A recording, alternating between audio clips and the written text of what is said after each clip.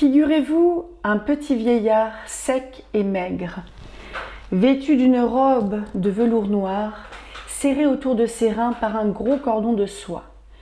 Sur sa tête, une calotte en velours également noire laissait passer, de chaque côté de la figure, les longues mèches de ses cheveux blancs et s'appliquait sur le crâne de manière à rigidement encadrer le front.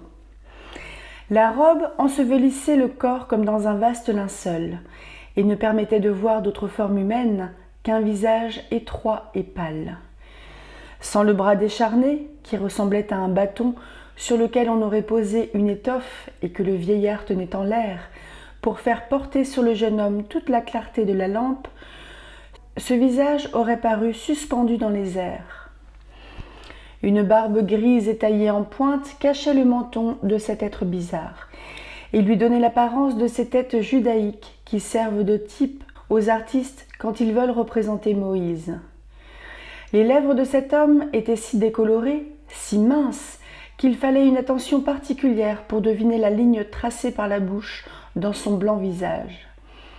Son large front ridé, ses joues blêmes et creuses, la rigueur implacable de ses petits yeux verts, dénués de cils et de sourcils, pouvaient faire croire à l'inconnu que le peseur d'or de Gérardot était sorti de son cadre. Une finesse d'inquisiteur, trahie par les sinuosités de ses rides et par les plis circulaires dessinés sur ses tempes, accusait une science profonde des choses de la vie. Il était impossible de tromper cet homme qui semblait avoir le don de surprendre les pensées au fond des cœurs les plus discrets. Les mœurs de toutes les nations du globe et leur sagesse se résumaient sur sa face froide, comme les productions du monde entier se trouvaient accumulées dans ces magasins poudreux. Vous y auriez lu la tranquillité lucide d'un Dieu qui voit tout, ou la face orgueilleuse d'un homme qui a tout vu. Un peintre aurait, avec deux expressions différentes et en deux coups de pinceau, fait de cette figure une belle image du Père éternel ou le masque ricaneur du Méphistophélès, car il se trouvait tout ensemble une suprême puissance dans le front et de sinistres railleries sur la bouche. En broyant toutes les peines humaines sous un pouvoir immense, cet homme devait avoir tué les joies terrestres. Le moribond frémit en pressentant que ce vieux génie habitait une sphère étrangère au monde où il vivait seul, sans jouissance, parce qu'il n'avait plus d'illusions, sans douleur, parce qu'il ne connaissait plus de plaisir. Le vieillard se tenait debout, immobile, inébranlable, comme une étoile au milieu d'un nuage de lumière. Ses yeux verts, pleins de je ne sais quelle malice calme, semblaient éclairer le monde moral comme sa lampe illuminait ce cabinet mystérieux. Tel fut le spectacle étrange qui surprit le jeune homme au moment où il ouvrit les yeux, après avoir été bercé par des pensées de mort et de fantasques images. S'il demeura comme étourdi, s'il se laissa momentanément dominer par une croyance digne d'enfants qui écoutent les contes de leur nourrice, il faut attribuer cette erreur au voile étendu sur sa vie et sur son entendement par ses méditations, à l'agacement de ses nerfs irrités, au drame violent dont les scènes venaient de lui prodiguer les atroces délices contenues dans un morceau d'opium. Cette vision avait lieu dans Paris, sur le quai Voltaire, au XIXe siècle, temps et lieux où la magie devait être impossible. Voisin de la maison où le dieu de l'incrédulité française avait expiré, disciple de Gay-Lussac et d'Arago, contempteur des tours de gobelets que font les hommes de pouvoir, l'inconnu n'obéissait sans doute qu'aux fascinations poétiques dont il avait accepté les prestiges et auxquels nous nous prêtons souvent, comme pour fuir de désespérantes vérités, comme pour tenter la puissance de Dieu. Il trembla donc devant cette lumière et ce vieillard, agité par l'inexplicable pressentiment de quelque pouvoir étrange. Mais cette émotion était semblable à celle que nous avons tous éprouvée devant Napoléon, ou en présence de quelque grand homme brillant de génie et revêtu de gloire. « Monsieur désire voir le portrait de Jésus-Christ peint par Raphaël ?» lui dit courtoisement le vieillard, d'une voix dont la sonorité claire et brève avait quelque chose de métallique. Et il posa la lampe sur le fût d'une colonne brisée, de manière à ce que la boîte brune reçût toute la clarté. Au nom religieux de Jésus-Christ et de Raphaël, il échappa au jeune homme un geste de curiosité, sans doute attendu par le marchand, qui fit jouer un ressort. Soudain, le panneau d'acajou glissa dans une rainure, tomba sans bruit et livra la toile à l'admiration de l'inconnu. À l'aspect de cette immortelle création, il oublia les fantaisies du magasin, les caprices de son sommeil, redevint homme, reconnut dans le vieillard une créature de chair, bien vivante, nullement fantasmagorique, et revécut dans le monde réel. La tendre sollicitude, la douce sérénité du divin visage influèrent aussitôt sur lui. Quelque parfum épanché des cieux dissipa les tortures infernales qui lui brûlaient la moelle des os. La tête du sauveur des hommes paraissait sortir des ténèbres, figurée par un fond noir. Une auréole de rayons étincelait vivement autour de sa chevelure, d'où cette lumière voulait sortir. Sous le front, sous les chairs, il y avait une éloquente conviction qui s'échappait de chaque trait par de pénétrantes effluves. Les lèvres vermeilles venaient de faire entendre la parole de vie, et le spectateur en cherchait le retentissement sacré dans les airs. Il en demandait les ravissantes paraboles au silence. Il l'écoutait dans l'avenir, la retrouvait dans les enseignements du passé. L'Évangile était traduit par la simplicité calme de ces adorables yeux où se réfugiaient les âmes troublées. Enfin, sa religion se lisait tout entière en un suave et magnifique sourire qui semblait exprimer ce précepte où elle se résume. Aimez-vous les uns les autres. Cette peinture inspirait une prière, recommandait le pardon, étouffait l'égoïsme, réveillait toutes les vertus endormies. Partageant le privilège des enchantements de la musique, l'œuvre de Raphaël vous jetait sous le charme impérieux des souvenirs, et son triomphe était complet. On oubliait le peintre. Le prestige de la lumière agissait encore sur cette merveille.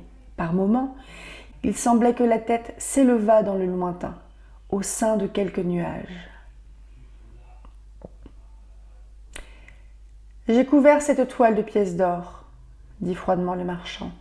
« Eh bien, il va falloir mourir, » s'écria le jeune homme, qui sortait d'une rêverie dont la dernière pensée l'avait ramené vers sa fatale destinée, en le faisant descendre, par d'insensibles déductions, d'une dernière espérance à laquelle il s'était attaché.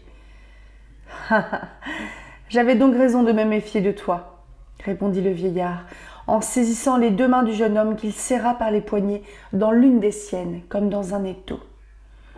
L'inconnu sourit tristement de cette méprise et dit d'une voix douce : « Eh, monsieur, ne craignez rien, il s'agit de ma vie et non de la vôtre.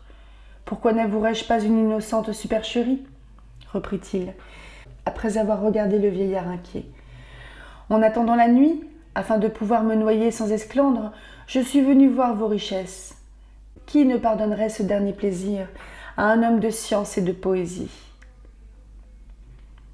Le soupçonneux marchand examina d'un œil sagace le morne visage de son faux chaland, tout en l'écoutant parler.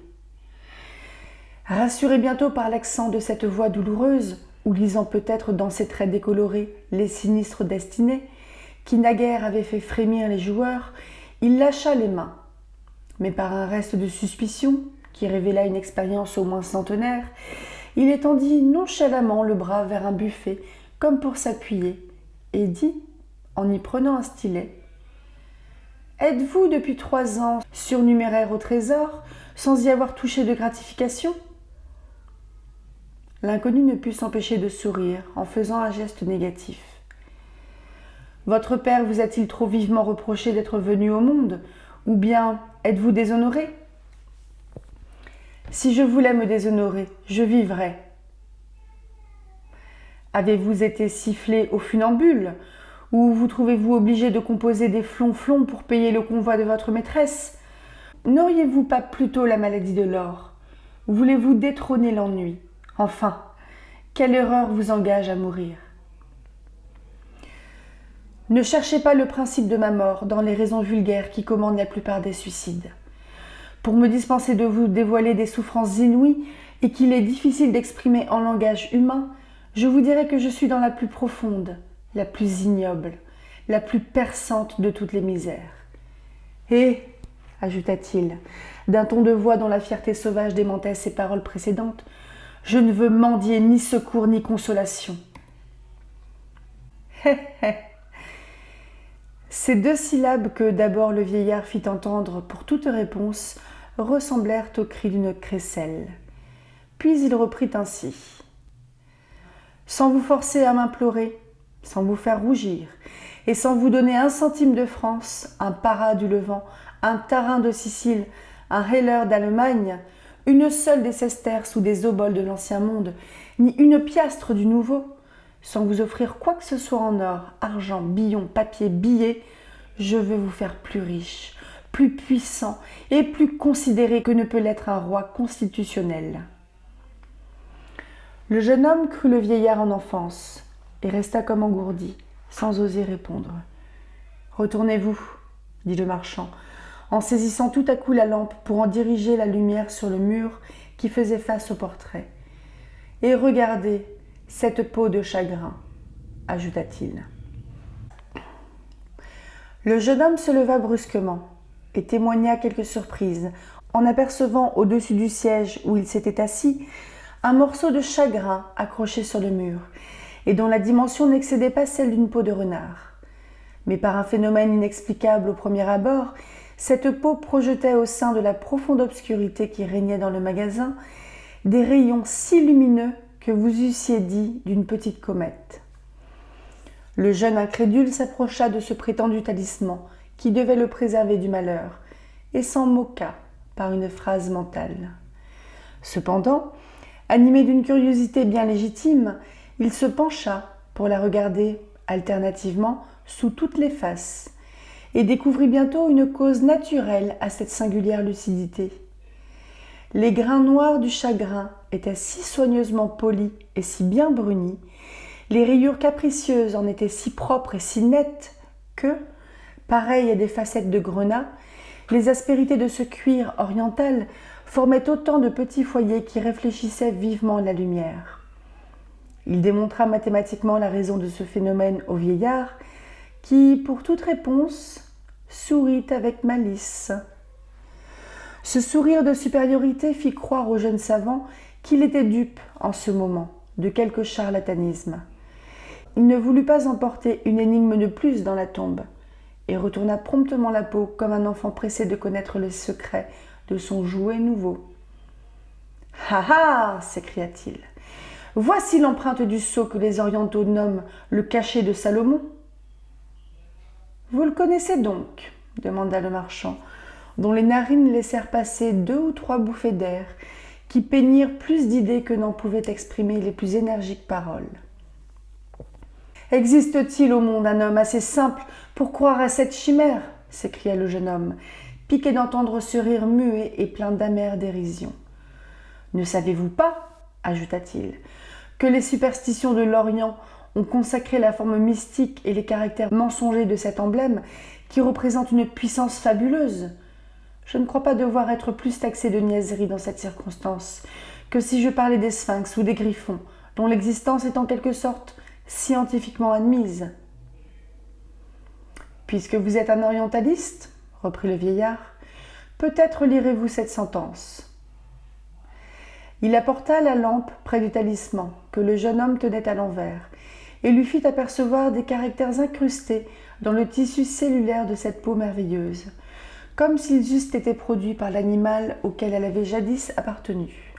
« J'avoue, s'écria l'inconnu, que je ne devine guère le procédé dont on se sera servi pour graver si profondément ces lettres sur la peau d'un onagre. » Et, se retournant avec vivacité vers les tables chargées de curiosités, ses yeux parurent y chercher quelque chose. « Que voulez-vous » demanda le vieillard. « Un instrument pour trancher le chagrin, afin de voir si les lettres y sont empreintes ou incrustées. » Le vieillard présenta son stylet à l'inconnu, qui le prit, et tenta d'entamer la peau à l'endroit où les paroles se trouvaient écrites. Mais quand il eut enlevé une légère couche de cuir, les lettres y reparurent, si nettes et tellement conformes à celles qui étaient imprimées sur la surface, que pendant un moment, il crut n'en avoir rien noté. L'industrie du Levant a des secrets qui lui sont réellement particuliers, dit-il, en regardant la sentence orientale avec une sorte d'inquiétude. Oui, répondit le vieillard, il vaut mieux s'en prendre aux hommes qu'à Dieu. Les paroles mystérieuses étaient disposées de la manière suivante. Ce qui voulait dire en français « Si tu me possèdes, tu posséderas tout, mais ta vie m'appartiendra. Dieu l'a voulu ainsi. Désire, et tes désirs seront accomplis. Mais règle tes souhaits sur ta vie. Elle est là. À chaque vouloir, je décroîtrai comme tes jours. Me veux-tu ? Prends. Dieu t'exaucera. Sois. » Ah, vous lisez couramment le sanskrit, dit le vieillard. Peut-être avez-vous voyagé en Perse ou dans le Bengale ?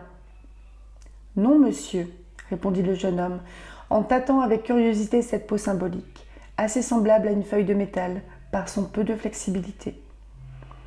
Le vieux marchand remit la lampe sur la colonne où il l'avait prise, en lançant au jeune homme un regard empreint d'une froide ironie qui semblait dire « Il ne pense déjà plus à mourir ».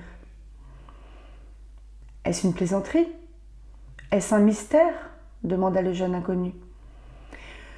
Le vieillard hocha de la tête et dit gravement « Je ne saurais vous répondre.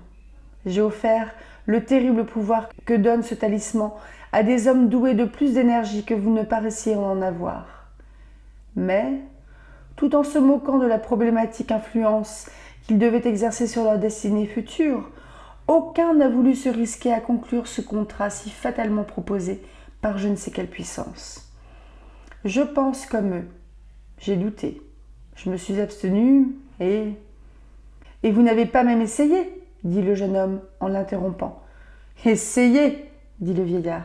« Si vous étiez sur la colonne de la place Vendôme, essaieriez-vous de vous jeter dans les airs ? Peut-on arrêter le cours de la vie ? L'homme a-t-il jamais pu scinder la mort ? Avant d'entrer dans ce cabinet, vous aviez résolu de vous suicider. Mais tout à coup, un secret vous occupe et vous distrait de mourir. Enfant, chacun de vos jours ne vous offrira-t-il pas une énigme plus intéressante que ne l'est celle-ci ? Écoutez-moi. J'ai vu la cour licencieuse du Régent. Comme vous, j'étais alors dans la misère, j'ai mendié mon pain. Néanmoins, j'ai atteint l'âge de 102 ans et suis devenu millionnaire. Le malheur m'a donné la fortune, l'ignorance m'a instruit. Je vais vous révéler en peu de mots un grand mystère de la vie humaine. L'homme s'épuise par deux actes instinctivement accomplis qui tarissent les sources de son existence. Deux verbes expriment toutes les formes que prennent ces deux causes de mort. Vouloir et pouvoir. Entre ces deux termes de l'action humaine, il est une autre formule dont s'emparent les sages, et je lui dois le bonheur et ma longévité. Vouloir nous brûle, et pouvoir nous détruit. Mais savoir laisse notre faible organisation dans un perpétuel état de calme. Ainsi, le désir ou le vouloir est mort en moi, tué par la pensée. Le mouvement ou le pouvoir s'est résolu par le jeu naturel de mes organes. En deux mots, j'ai placé ma vie, non dans le cœur qui se brise ou dans les sens qui s'émoussent, mais dans le cerveau qui ne s'use pas et qui survit à tout. Rien d'excessif n'a froissé ni mon âme, ni mon corps. Cependant, j'ai vu le monde entier. Mes pieds ont foulé les plus hautes montagnes de l'Asie et de l'Amérique. J'ai appris tous les langages humains et j'ai vécu sous tous les régimes. J'ai prêté mon argent à un Chinois en prenant pour gage le corps de son père. J'ai dormi sous la tente de l'Arabe, sur la foi de sa parole. J'ai signé des contrats dans toutes les capitales européennes et j'ai laissé sans crainte mon or dans le wigwam des sauvages. Enfin, j'ai tout obtenu parce que j'ai tout su dédaigner. Ma seule ambition a été de voir. Voir, n'est-ce pas savoir ?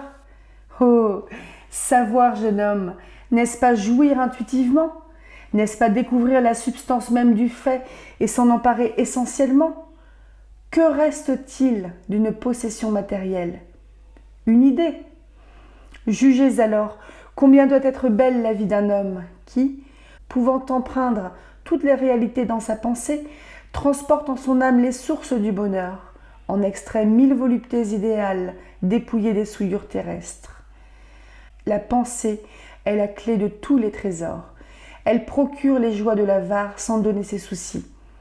Aussi ai-je plané sur le monde, où mes plaisirs ont toujours été des jouissances intellectuelles. Mes débauches étaient la contemplation des mers, des peuples, des forêts, des montagnes. J'ai tout vu, mais tranquillement, sans fatigue. Je n'ai jamais rien désiré. J'ai tout attendu. Je me suis promenée dans l'univers comme dans le jardin d'une habitation qui m'appartenait. Ce que les hommes appellent chagrin, amour, ambition, revers, tristesse, sont pour moi des idées que je change en rêverie. Au lieu de les sentir, je les exprime, je les traduis. Au lieu de leur laisser dévorer ma vie, je les dramatise, je les développe, je m'en amuse comme de romans que je lirais par une vision intérieure. N'ayant jamais lassé mes organes, je jouis encore d'une santé robuste. Mon âme ayant hérité de toute la force dont je n'abusais pas, cette tête est encore mieux meublée que ne le sont mes magasins. Là, dit-il, en se frappant le front, là sont les vrais millions. Je passe des journées délicieuses en jetant un regard intelligent dans le passé. J'évoque des pays entiers, des sites, des vues de l'océan, des figures historiquement belles. J'ai un sérail imaginaire où je possède toutes les femmes que je n'ai pas eues. Je revois souvent vos guerres, vos révolutions, et je les juge. Oh, comment préférer de fébriles, de légères admirations pour quelque chair plus ou moins colorée, pour des formes plus ou moins rondes? Comment préférer tous les désastres de vos volontés trompées à la faculté sublime de faire comparaître en soi l'univers, au plaisir immense de se mouvoir sans être garrotté par les liens du temps ni par les entraves de l'espace, au plaisir de tout embrasser, de tout voir, de se pencher sur le bord du monde pour interroger les autres sphères, pour écouter Dieu. Ceci, dit-il, d'une voix éclatante, en montrant la peau de chagrin, est le pouvoir et le vouloir réunis. Là sont vos idées sociales, vos désirs excessifs, vos intempérances, vos joies qui tuent, vos douleurs qui font trop vivre, car le mal n'est peut-être qu'un violent plaisir.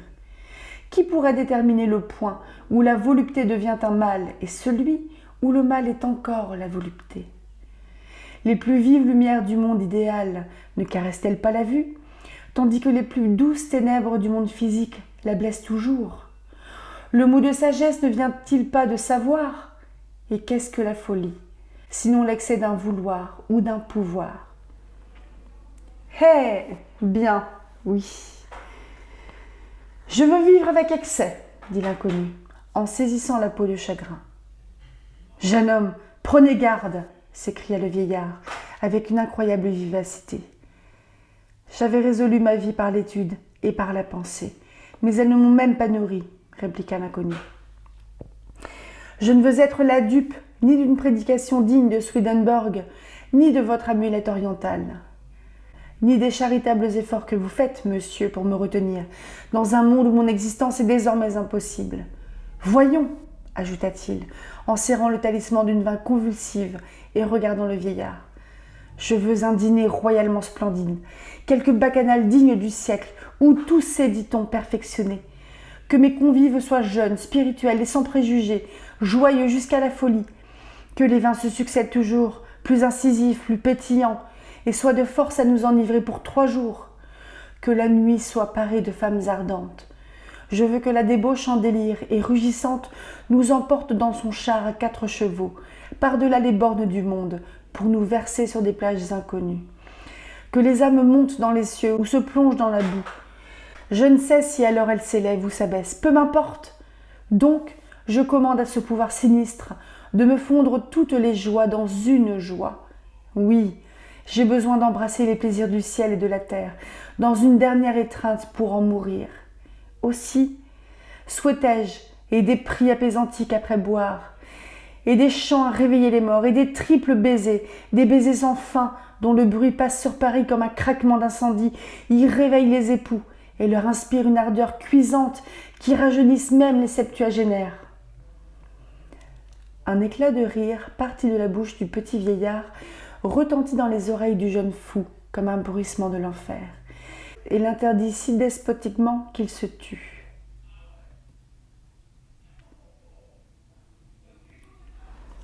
« Croyez-vous, dit le marchand, que mes planchers vont s'ouvrir tout à coup pour donner passage à des tables somptueusement servies et à des convives de l'autre monde ?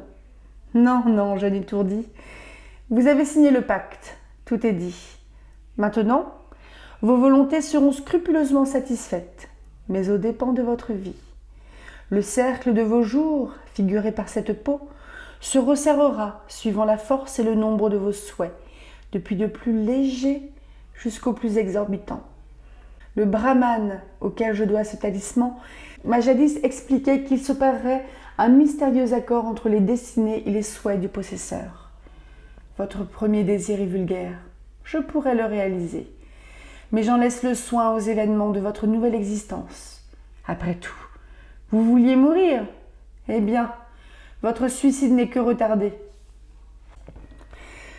L'inconnu, surpris et presque irrité de se voir toujours plaisanté par ce singulier vieillard dont l'intention demi-philanthropique lui parut clairement démontrée dans cette dernière raillerie, s'écria : « Je verrai bien, monsieur, si ma fortune changera pendant le temps que je vais mettre à franchir la largeur du quai.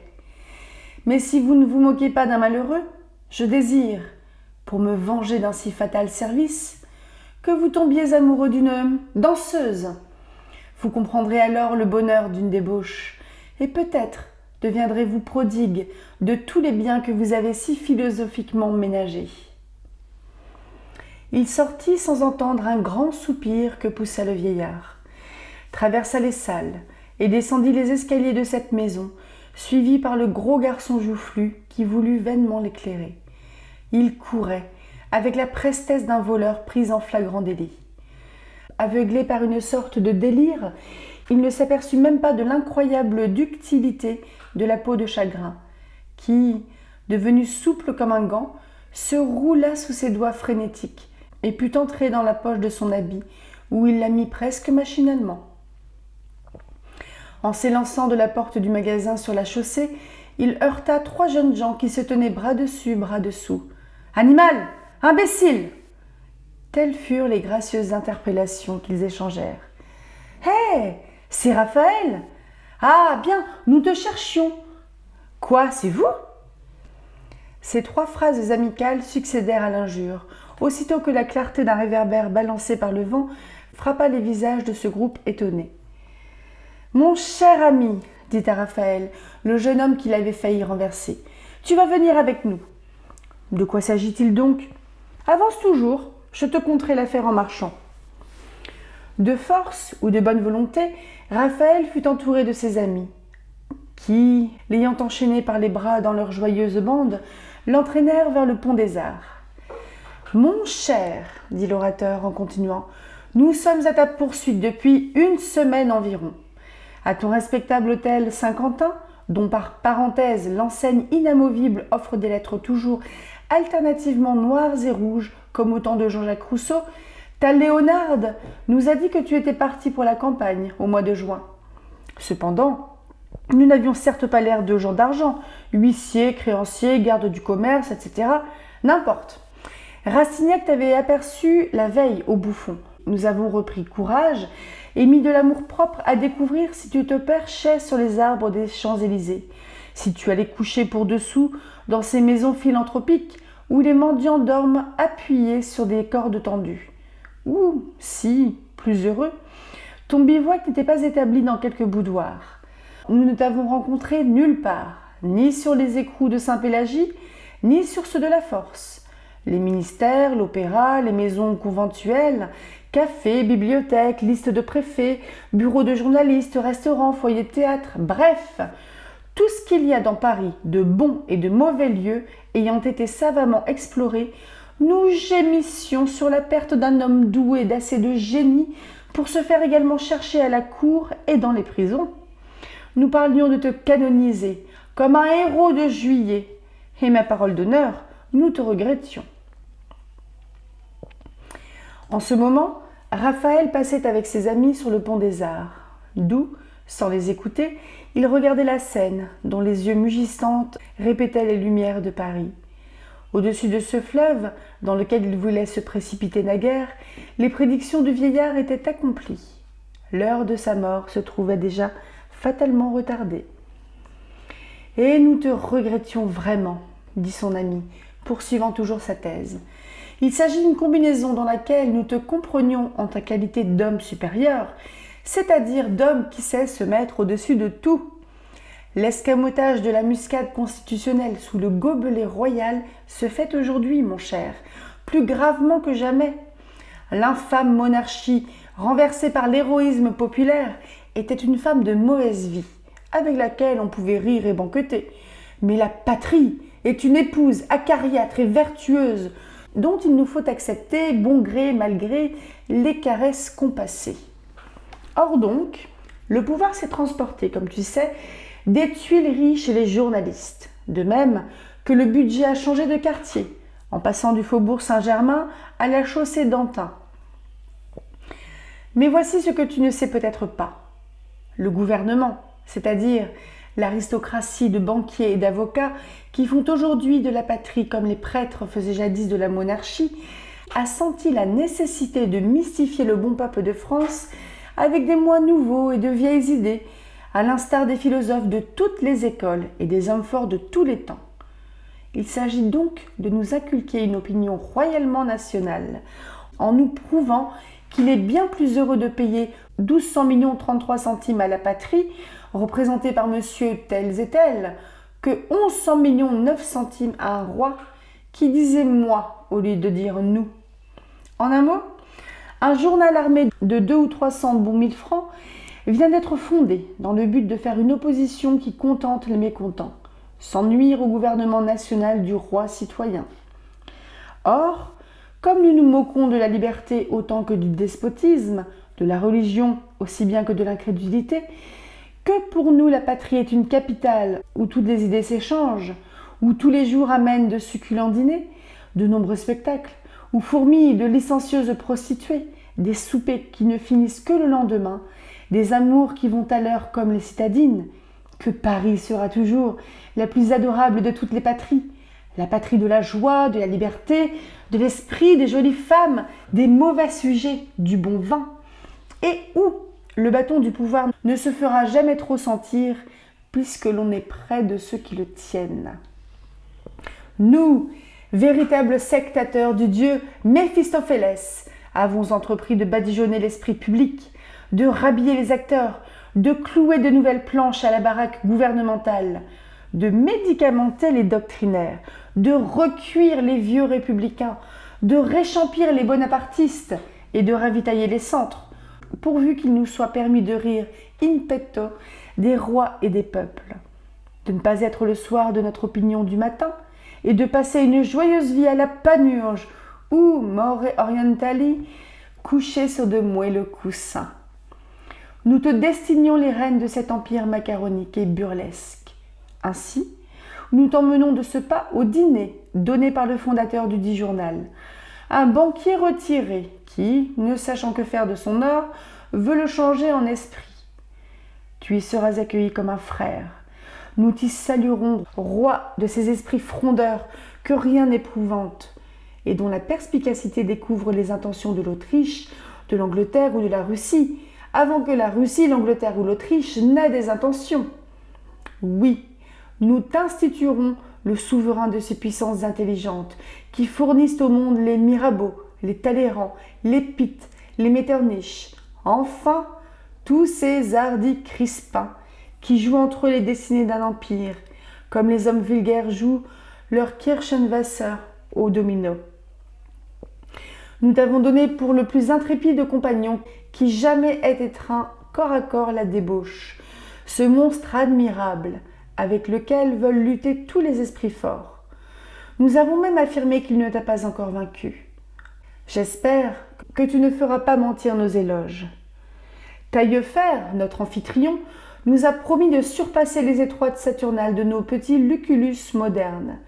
Il est assez riche pour mettre de la grandeur dans les petitesses, de l'élégance et de la grâce dans le vice.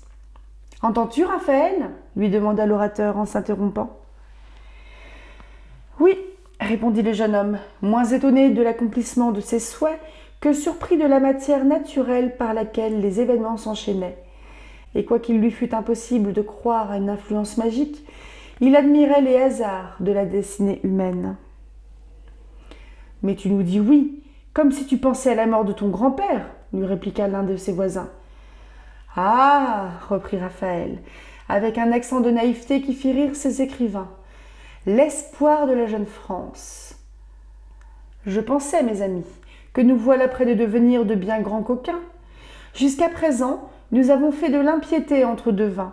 Nous avons pesé la vie étant ivres. Nous avons prisé les hommes et les choses en digérant. Vierges du fait, nous étions hardis en parole. Mais marqués maintenant par le fer chaud de la politique, nous allons entrer dans ce grand bagne et y perdre nos illusions. Quand on ne croit plus qu'au diable, il est permis de regretter le paradis de la jeunesse, le temps d'innocence où nous tendions dévotement la langue à un bon prêtre pour recevoir le sacré corps de notre Seigneur Jésus-Christ. Ah, mes bons amis, si nous avons eu tant de plaisir à commettre nos premiers péchés, c'est que nous avions des remords pour les embellir et leur donner du piquant, de la saveur, tandis que maintenant... « Oh, maintenant !» reprit le premier interlocuteur. « Il nous reste... »« Quoi ?» dit un autre. « Le crime !»« Voilà un mot qui a toute la hauteur d'une potence et toute la profondeur de la scène, » répliqua Raphaël. « Oh, tu ne m'entends pas. Je parle des crimes politiques. Depuis ce matin, je n'en vis qu'une existence, celle des conspirateurs. Demain, je ne sais si ma fantaisie durera toujours. Mais ce soir, la vie pâle de notre civilisation, unie comme la rainure d'un chemin de fer, fait bondir mon cœur de dégoût. Je suis épris de passion pour les malheurs de la déroute de Moscou, pour les émotions du corsaire rouge et pour l'existence des contrebandiers. Puisqu'il n'y a plus de chartreux en France, je voudrais au moins un Botany Bay, une espèce d'infirmerie destinée au petit lord Byron, qui, après avoir chiffonné la vie comme une serviette après dîner, n'ont plus rien à faire qu'à incendier leur pays, se brûler la cervelle, conspirer pour la République ou demander la guerre. « Émile, dit avec feu le voisin de Raphaël à l'interlocuteur, foi d'homme, sans la révolution de juillet, je me faisais prêtre pour aller mener une vie animale au fond de quelques campagnes et tu aurais lu le bréviaire tous les jours ? Oui. Tu es un fat. Nous lisons bien les journaux. Pas mal pour un journaliste.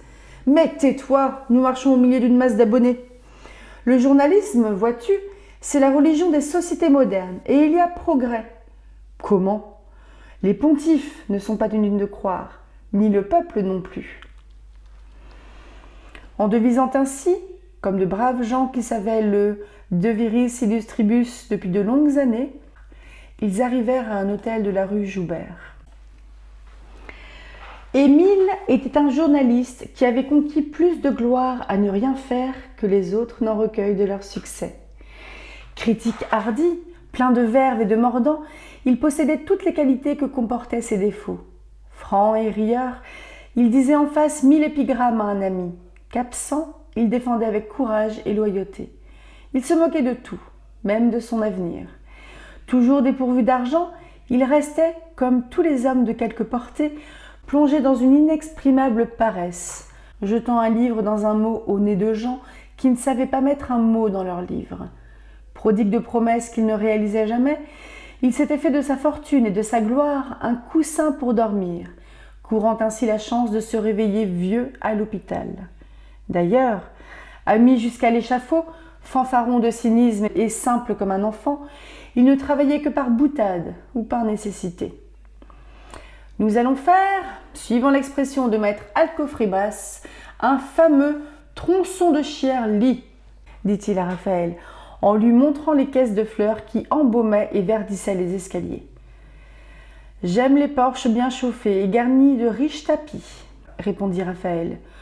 Le luxe dès le péristyle est rare en France. Ici, je me sens renaître. Et là-haut, nous allons boire et rire encore une fois, mon pauvre Raphaël. Ah, ça, reprit-il. J'espère que nous serons les vainqueurs et que nous marcherons sur toutes ces têtes-là. Puis, d'un geste moqueur, il lui montra les convives en entrant dans un salon qui resplendissait de dorures de lumière, et où ils furent aussitôt accueillis par les jeunes gens les plus remarquables de Paris.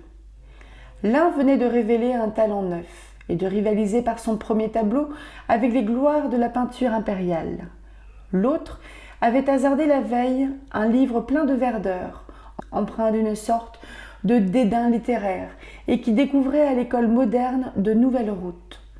Plus loin, un statuaire dont la figure pleine de rudesse accusait quelque vigoureux génie, causait avec un de ces froids railleurs qui, selon l'occurrence, tantôt ne veulent voir de supériorité nulle part, et tantôt en reconnaissent partout.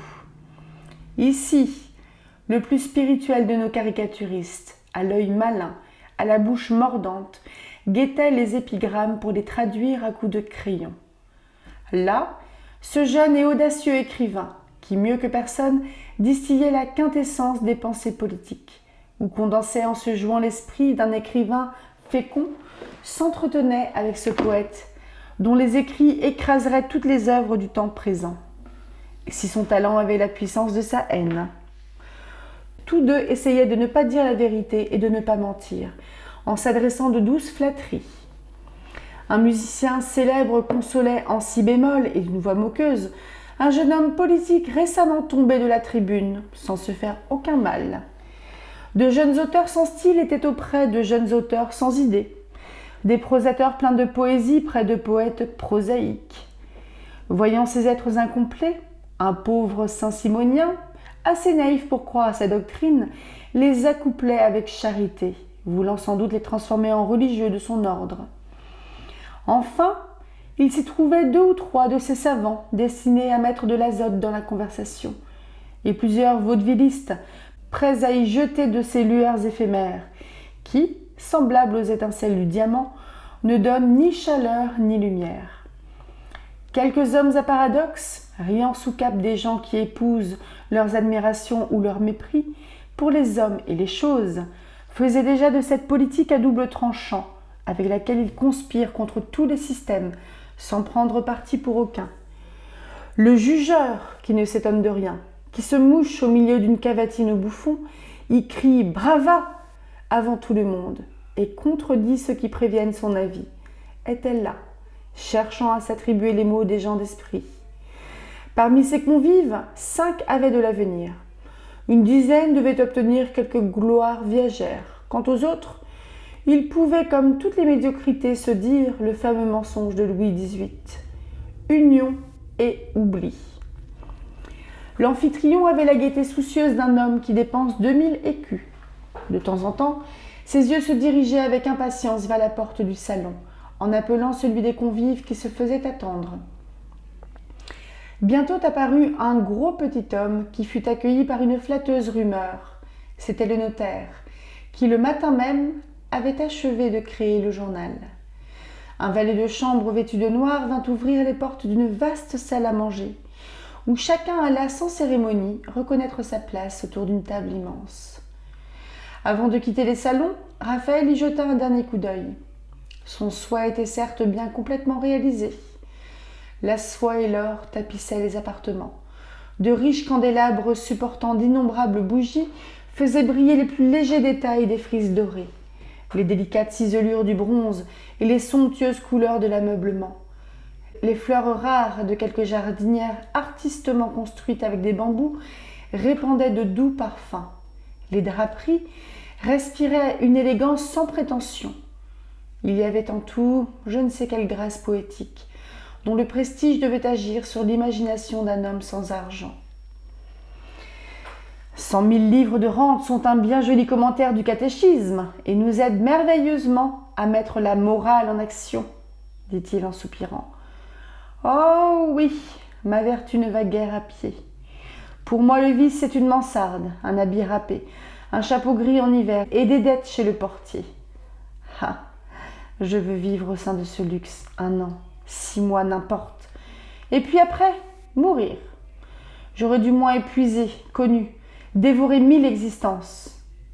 Oh, lui dit Émile qui l'écoutait. Tu prends le coupé d'un agent de change pour le bonheur? Va, tu serais bientôt ennuyé de la fortune en t'apercevant qu'elle te ravirait la chance d'être un homme supérieur. Entre les pauvretés de la richesse et les richesses de la pauvreté, l'artiste a-t-il jamais balancé? Ne nous faut-il pas toujours des luttes à nous autres? Aussi, prépare ton estomac. Vois, dit-il, en lui montrant par un geste héroïque le majestueux, le 3 fois saint, l'évangélique et rassurant aspect que représentait la salle à manger du Benoît capitaliste.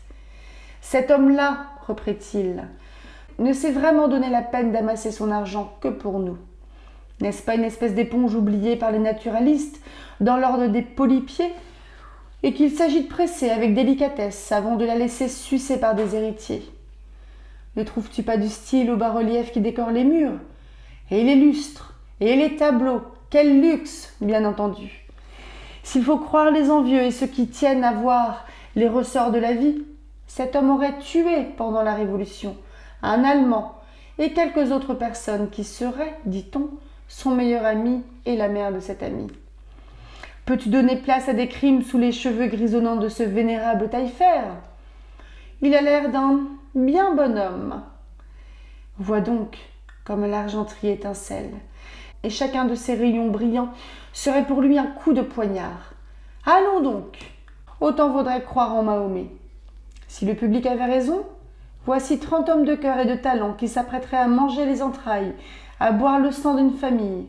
Et nous deux, jeunes gens pleins de candeur, d'enthousiasme, nous serions complices du forfait. J'ai envie de demander à notre capitaliste s'il est honnête homme. Non, pas maintenant, s'écria Raphaël. Mais quand il sera ivre-mort, nous aurons dîné. Les deux amis s'assirent en riant. D'abord, et par un regard plus rapide que la parole, chaque convive paya son tribut d'admiration au somptueux coup d'œil qu'offrait une longue table, blanche comme une couche de neige fraîchement tombée, et sur laquelle s'élevaient symétriquement les couverts couronnés de petits pains blonds. Les cristaux répétaient les couleurs de l'iris dans les reflets étoilés. Les bougies traçaient des feux croisés à l'infini. Les mets placés sous des dômes d'argent aiguisaient l'appétit et la curiosité. Les paroles furent assez rares. Les voisins se regardèrent. Le vin de Madère circula. Puis, le premier service apparut dans toute sa gloire. Il aurait fait honneur à feu Cambacérès, et Brillat Savarin l'eût célébré. Les vins de Bordeaux et de Bourgogne, blancs et rouges, furent servis avec une profusion royale. Cette première partie du festin était comparable, en tout point, à l'exposition d'une tragédie classique. Le second acte devint quelque peu bavard. Chaque convive avait bu raisonnablement, en changeant de cru suivant ses caprices, en sorte qu'au moment où l'on emporta les restes de ce magnifique service, de tempétueuses discussions s'étaient établies. Quelques fronts pâles rougissaient, plusieurs nez commençaient à s'empourprer, les visages s'allumaient, les yeux pétillaient. Pendant cette aurore de l'ivresse, le discours ne sortait pas encore des bornes de la civilité, mais les railleries, les bons mots s'échappaient peu à peu de toutes les bouches. Puis la calomnie élevait tout doucement sa petite tête de serpent et parlait d'une voix flûtée. Çà et là, quelques sournois écoutaient attentivement, espérant garder leur raison. Le second service trouva donc les esprits tout à fait échauffés. Chacun mangea en parlant, parla en mangeant, but sans prendre garde à l'affluence des liquides, tant ils étaient lampants et parfumés, tant l'exemple était contagieux. Taillefer se piqua d'animer ses convives et fit avancer les terribles vins du Rhône, le chaud Tokay, le vieux Roussillon capiteux. Déchaînés comme les chevaux d'une malle-poste qui part d'un relais, ces hommes fouettés par les piquantes flèches du vin de Champagne, impatiemment attendus, mais abondamment versés, laissèrent alors galoper leur esprit dans le vide de ces raisonnements que personne n'écoute. Se mirent à raconter ces histoires qui n'ont pas d'auditeurs, recommencèrent 100 fois ces interpellations qui restent sans réponse. L'orgie seule déploya sa grande voix, sa voix composée de 100 clameurs confuses qui grossissent comme les crescendo de Rossini. Puis arrivèrent les toasts insidieux, les forfanteries, les défis. Tous renonçaient à se glorifier de leur capacité intellectuelle pour revendiquer celle des tonneaux, des foudres, des cuves. Il semblait que chacun eût deux voix. Il vint un moment où les maîtres parlèrent tous à la fois et où les valets sourirent. Mais cette mêlée de paroles où les paradoxes douteusement lumineux, les vérités grotesquement habillées se heurtèrent à travers les cris, les jugements interlocutoires, les arrêts souverains et les niaiseries, comme au milieu d'un combat se croisent les boulets, les balles et la mitraille. Eût sans doute intéressé quelques philosophes par la singularité des pensées, ou surpris un politique par la bizarrerie des systèmes.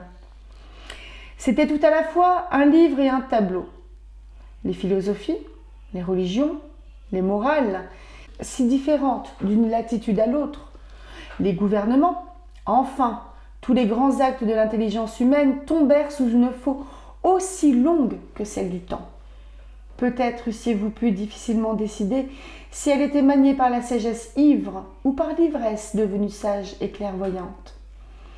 Emportés par une espèce de tempête, ces esprits semblaient, comme la mer irritée contre ses falaises, vouloir ébranler toutes les lois entre lesquelles flottent les civilisations, satisfaisant ainsi, sans le savoir, à la volonté de Dieu, qui laisse dans la nature le bien et le mal, en gardant pour lui seul le secret de leur lutte perpétuelle.